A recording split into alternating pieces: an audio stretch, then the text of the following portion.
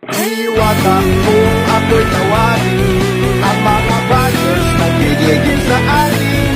Ayaw paawat, paano kung pipiliin ang mga taong sabik laging kumain. Diwata pa rin, ayaw ang kasikatan, ang mga vendors kanyang nagtutulungan. Lalong lumaki, ngayon ang parisan, may paris overload na rin kahit saan.